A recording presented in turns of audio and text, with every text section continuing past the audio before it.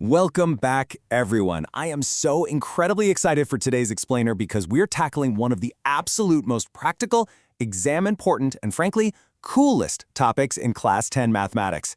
Today, we're mastering group data. So if you've ever felt completely overwhelmed looking at a giant, messy list of numbers, don't worry. I'm going to guide you through this step by step, making it incredibly clear and entirely visual. Seriously, have you ever wondered how schools, companies, and governments organize huge amounts of data so easily? I mean, think about analyzing the marks of thousands of students, or studying population stats for millions of people. Today, we are going to master exactly how they do it. And we're going to master grouped data in the easiest visual way possible. Here's our game plan for today. First, we'll look at why we group data. Second, building frequency tables. Then, we'll calculate the mean, the median, and the mode. And finally, we'll wrap the whole thing up with some essential exam tricks and common mistakes. All right, part one, why group data? Like, what problem are we actually trying to solve here? Well, here is the issue. On the left, we've got raw data. You know, when data sets get just too massive, trying to read every single individual value separately, it becomes completely chaotic, literally impossible to interpret. But check out the right side. By organizing that same data into groups, or intervals, like 10 to 14 or 15 to 19, we suddenly bring some order to the chaos. It becomes clean, it's readable, and it's totally ready for real analysis. Okay, moving right along to part two, building frequency tables. Let's look at how to actually organize all our data. To build our table, we need some organizing buckets. We call these buckets class intervals. A class interval is really just the specific range into which our data is grouped. For example, 10 to 14 is one interval, 15 to 19 is another, and 20 to 24 is another. Basically, each interval captures any value that falls within that exact range, letting us summarize massive data sets incredibly quickly. Let's see this in action. Say we have a list of raw student ages. We take those raw ages and sort them straight into our class intervals. In that 10 to 14 interval, we count 5 students.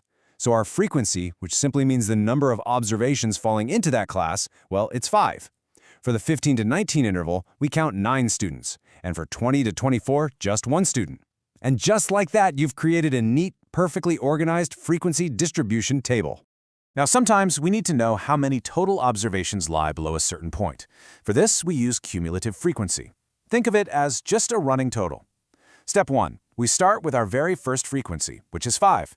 Step 2, we simply add the frequency of the next interval. So 5 plus 9 equals 14.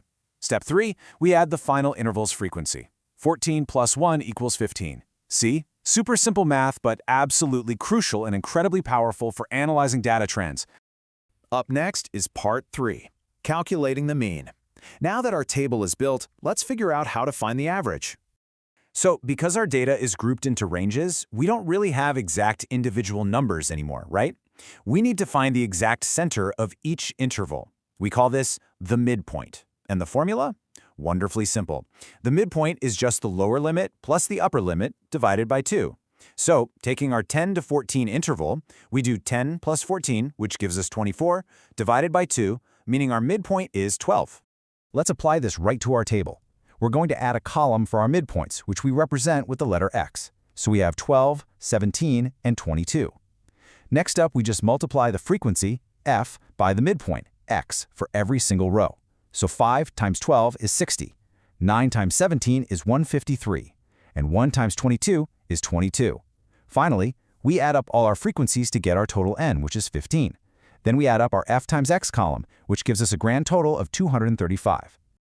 Armed with those totals, using the mean formula actually becomes a total piece of cake.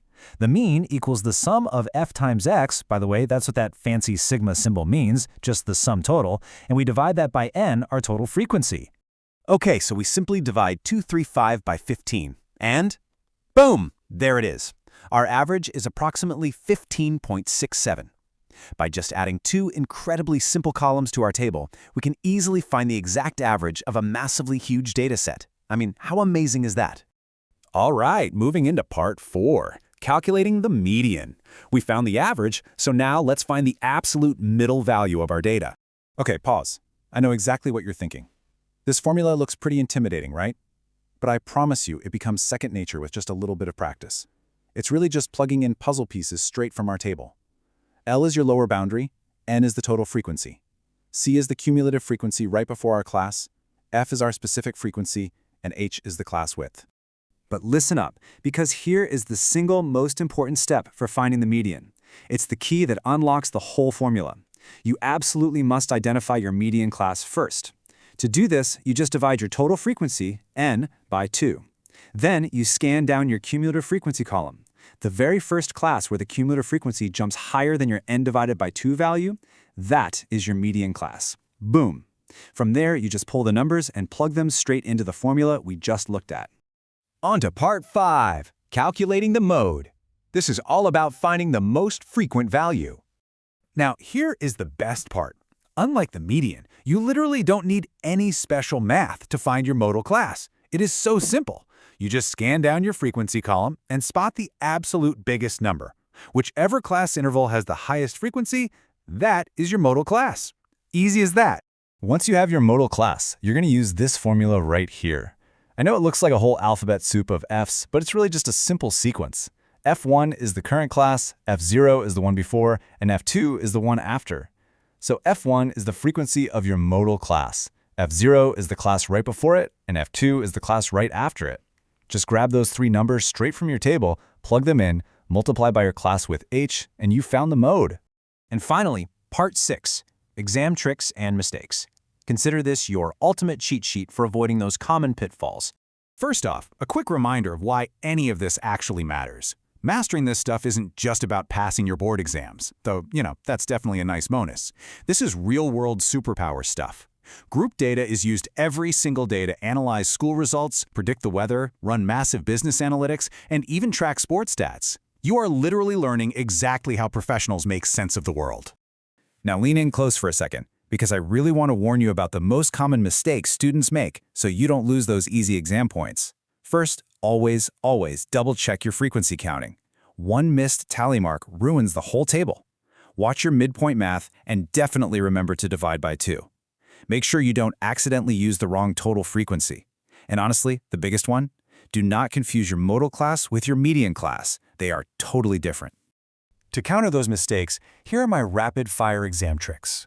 Always draw a proper, neat table. Use a ruler. Keep your columns separated clearly so your eyes don't jump around during the stress of a test. When finding the mode, physically highlight or circle the highest frequency on your paper immediately so you don't lose track of it. And finally, calculate your cumulative totals carefully, step by step. Remember, speed comes from being organized.